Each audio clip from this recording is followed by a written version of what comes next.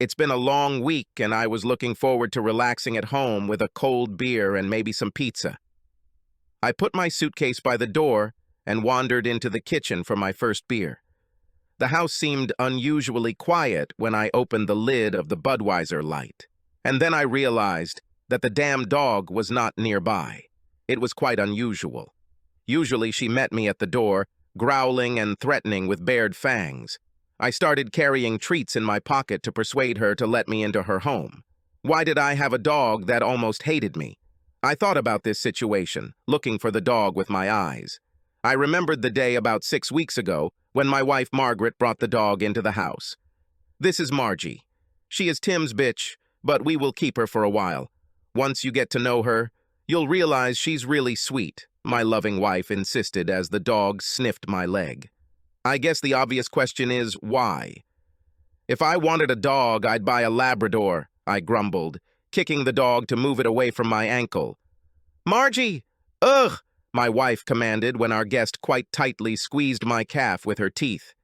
At Margaret's command, she let go of me, but kept her muzzle uncomfortably close to my now bleeding calf. Tim trained her very well. She listens to me perfectly. I think I'll feel safer with her, especially at night. Why the hell doesn't Tim keep her at his house? I asked, lifting the cuff of my trousers to examine the puncture wounds on my leg. I don't want this mongrel to stay here. For God's sake, she bit me. If you behave politely, she won't bother you. Tim says pit bulls only got a bad reputation because of a few idiots who didn't train their dogs properly. He cannot keep her because he has an adult male. This morning, he was about to mount Margie when Tim stopped him. He said it would be better to keep them separate until the bitch grew up. He'll tell you when he feels Margie is ready. I don't understand why we have to keep a damn vicious dog in the house just because your boss is stupid enough to have both a male and a female pit bull. Tell Tim I'm against it, I demanded. Well, you kicked her, so Margie grabbed onto her so quickly that you didn't even have time to come to your senses? Margaret grinned. The dog will stay. I promised Tim that we would take care of her. Thus began another reign of terror from yet another lousy bitch in my house. I had to be careful not to make sudden movements or get too close to my wife. The dog was watching me all the time. She seemed to be waiting for me to slip up and give her a reason to bite me. I practically became a prisoner in my own home. I took a sip of beer and looked around the entire lower floor, but found no sign of the dog. My wife also did not answer my calls. When I got to the master bathroom, everything started to make sense. There was a lot of blood. I looked around and found a small bag next to my side of the bed. It contained other people's men's toiletries and clothes. My beer was almost gone, so I went downstairs to get another one. When the lid was torn off, the doorbell rang. I opened the door and saw a tastelessly dressed man in a cheap suit. Mr. Moore, can I come in to ask you a few questions? I'm Detective Cook. It does not take a lot of time. Are you from Interpol? I asked quickly. No, and I don't care about illegally copied DVDs. I'm trying to get to the bottom of the brutal attack that happened here this morning. Well, since you say so, come in. Aren't you the cop who solved Robert Morgan's murder?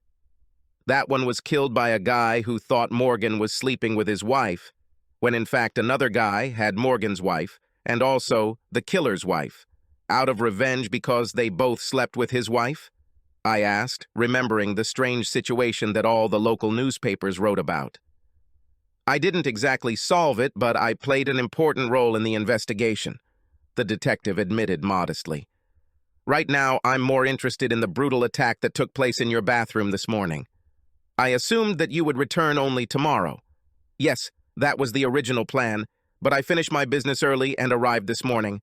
How did you find out about my travel plans, and what exactly happened here this morning? I asked the detective. The only thing I've learned is not to ask 2 questions at once. The detective chuckled, remembering the old days. Besides, I'm the one asking the questions here. How long have you had a vicious dog? I have never had an angry dog. You don't think that damn pit bull bitch you had was evil? What the hell kind of guy are you? Asked the detective. That's 2 questions, I noted. Damn pit bulls are vicious as hell, and I'm pretty objective now. But if pit bulls are vicious, what makes you think your dog isn't? Is she part Rottweiler? asked the nervous policeman. And again, 2 questions. It looks like you've become a habit, I said calmly. I do not have a dog. This should answer both questions. So, what the hell took the crap out of this guy today? Cockroach? Cook shouted, his face turning bright red and sweat appearing on his forehead. 2 questions again? You can't break this habit, can you? I laughed. Since I wasn't here and have no idea what you're talking about, I can't answer any of them, although I'm pretty sure all the cockroaches in this area are pretty small and mild-mannered. Fuck, the detective yelled. And why am I lucky with all these idiots? Why can't I get a normal case with normal people? These 2 questions are rhetorical, aren't they? I answered with a grin. Listen to me, smart guy. I need straight answers to my questions. No more games, or I'll drag you to the station to continue there, the policeman retorted, pulling a container of pills from his pocket and taking out a couple of small capsules. Why don't you just ask me a direct question, without including any of your opinions and observations? Do you want to know about the poor fucking dog that lives at this address? I shot back at the red-faced detective. Yes. Do you admit that you have a dog? Cook answered with obvious relief. No, I don't admit it. You're not very good at asking questions, are you? Son of a bitch. The detective screamed so that his saliva flew across the kitchen. In answer to the question that I don't think you can ask, it was my wife who courted the vile bitch that belonged to her boss, Tim Conrad, I answered quietly, wiping the detective's drool from my forehead. This is not my dog, and I hate it almost as much as it hates me. Understanding slowly dawned on Cook's face. So this pathetic, mean bitch lived in your house? Yes, and she insisted that we keep the dog, so there wasn't much I could do, I replied when my interlocutor again showed signs of agitation. Did you know that Conrad had sexual relations with your wife? The detective asked almost joyfully. Actually, I figured it out when Margaret came home with a bitch named Margie that her boss was going to use for breeding, feeling the time was right. There was a lot of symbolism that made it all pretty obvious. They must have thought it was a good joke. That must have really pissed you off, Cook insisted. Not really. I decided to make the best of the situation I found myself in. Apparently, it worked out pretty well, at least for me, I added. Tell me, how could you make the most of your wife having sex with her boss by forcing you to live with a fucking rabid bitch? Demanded the burly detective. I quickly realized that the dog had no remorse when biting me. I also noticed that every time I got out of the shower, she sniffed my modest genitals. This was a major source of concern for me. It also made me think, if a bitch is interested in my modest product, how will she react to a larger specimen? About 4 weeks ago, I bought a big box of sausages at Sam's Club. I took one of these with me into the shower under a towel so the dog couldn't see it.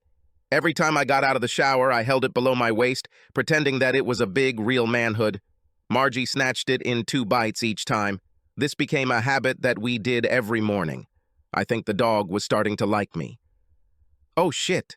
And what did your wife think about this workout? Asked the disgusted detective. I always took a shower in the morning while she was still asleep, so she just didn't see anything.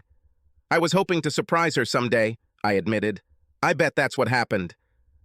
Do you happen to know that Mr. Conrad was gifted with an unusually large phallus? Actually, no, but I suspected it. The last few times I had carnal relations with my wife, it felt like Holland's Tunnel, I admitted with some embarrassment. Has it ever occurred to you that if your wife has a lover, and if she leaves him over at her place, and he showers in your bathroom, and if the dog is nearby, then the poor guy's sausage might be in danger? No, it never occurred to me, I answered innocently. Does this have anything to do with what happened this morning? Yes, the dog bit it off the guy's dignity and swallowed it. Now the dog is dead, the guy has he is absent male organ, and your wife is exposed as a cheater. What the hell do you think about this shitty situation? I think you already know the answer to this question, I answered with a sincere laugh. Subscribe to our channel so that your second chaff doesn't cheat on you, and go ahead and listen to the next story, because this story is nothing compared to the next one. If you're under 18, don't even think about listening to the next one.